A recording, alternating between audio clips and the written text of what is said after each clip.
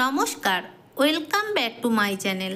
আমার চ্যানেলের সকল দর্শক বন্ধুদের স্বাগত জানিয়ে আজকের রেসিপিটা শুরু করব। আজকে আমি বানাবো কাঁচকলার একটা নতুন রেসিপি। এই রেসিপিটা কিন্তু বাচ্চা থেকে বড়রা সবাই খুব ভালোবেসে খাবে। আর এই রেসিপিটা যে একবার খাবে চিলি চিকেন খাওয়া একেবারেই ভুলে যাবে। রেসিপিটা বানানোর জন্য এখানে আমি দুটো কাঁচকলাকে এইভাবে ডুমো ডুমো করে কেটে হলুদ জলে 10 মিনিটের জন্য ডুবিয়ে রেখেছি। আর এখানে আমি নিয়েছি কিছুটা পরিমাণে ক্যাপসিকাম কুচি, দুটো মিডিয়াম সাইজের টমেটো কুচি, আর নিয়েছি কিছুটা পরিমাণে রসুনকে আমি ছোট ছোট করে কুচিয়ে নিয়েছি। আর আছে একটা বড় সাইজের পেঁয়াজ কুচি, দুটো কাঁচা লঙ্কা কুচি, আর একটা বড় সাইজের গাজরকে আমি এইরকম ছোট ছোট টুকরো করে নিয়েছি।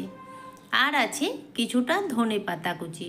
এখানে আমি পেঁয়াজ আর ক্যাপসিকামটাকে চিলি চিকেনে যেমন সবজি কাটো সেইভাবে কেটে নিয়েছি।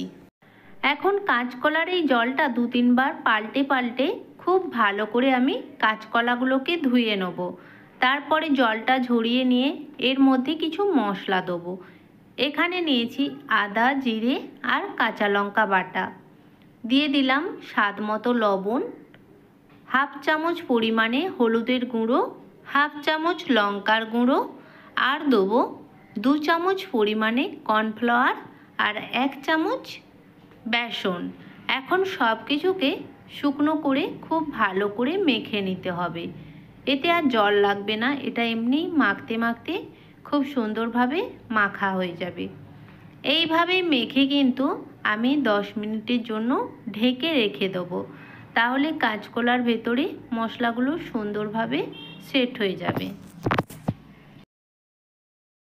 এখন রান্নাটা শুরু করব। গ্যাসের মধ্যে কড়াই বসিয়ে দিলাম। কড়াতে দিয়ে দেবো পরিমাণ মতো তেল। তেলটা একটু বেশিই দিতে হবে, যেহেতু আমি কাঁচকলাগুলো ভেজে নেব। আর এখানে দেখো অল্প অল্প করে কাঁচকলা দিয়ে আমি দুবার ধরে কাঁচকলাগুলোকে ভেজে নেব। আর কলাগুলো কড়াতে দেওয়ার পরে দেখবে একটার গায়ে একটা লেগে যেতে পারে, কিন্তু ভাজার পরে সেটা থাকবে না।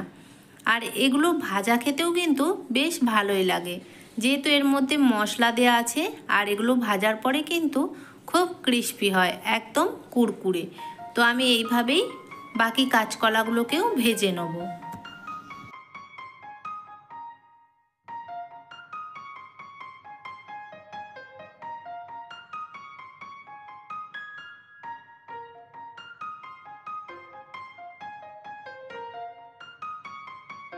কলাগুলো আমি সব ভেজে নিয়েছি।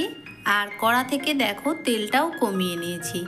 এখন 2 থেকে 3 চামচ পরিমাণে তেল আছে। এর মধ্যে দিয়ে দিলাম রসুন কুচি। রসুনগুলোকে হালকা একটু ভেজে নিয়ে এর মধ্যে দিয়ে দেবো কেটে রাখা গাজরগুলো।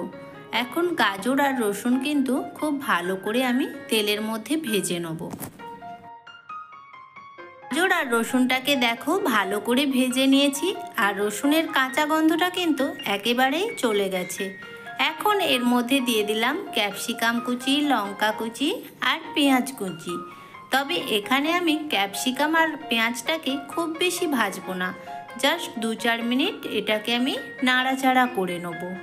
তারপরে এর মধ্যে আমি দিয়ে দেবো হাফ চামচ পরিমাণে আদা বাটা। তোমরা চাইলে এখানে আদাটাকে কিন্তু গ্রেটও করে নিতে পারো। আদাটা দেওয়ার পরে আরও 2-4 মিনিট সবজির সাথে আদাটাকে আমি ভেজে নেব। তারপরে এর মধ্যে দেবো হাফ চামচ পরিমাণে চাট মশলা, যাতে এই রেসিপিটা খেতে খুব চটপটা হয়। আর দিয়ে দিলাম হাফ চামচ গোলমরিচের গুঁড়ো, হাফ চামচ লঙ্কার গুঁড়ো, আর যে দুটো টমেটোকে আমি কেটে রেখেছিলাম ওটা মিক্সির মধ্যে পেস্ট বানিয়ে নিয়েছি, ওটাও দিয়ে দিলাম। আর দেবো 1 চামচ পরিমাণে সয়া সস। তারপরে সব কিছু সবজিকে কিন্তু এই মশলার সাথে খুব ভালো করে আমি কষিয়ে নেব।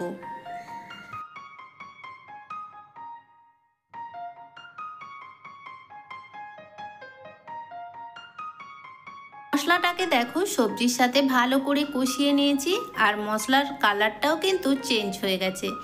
এখন এর মধ্যে দিয়ে দিলাম ভেজে রাখা কাঁচকলা। কাঁচকলাটা দিয়ে আবারও 2-4 মিনিট এটাকে আমি নাড়াচাড়া করে নেব।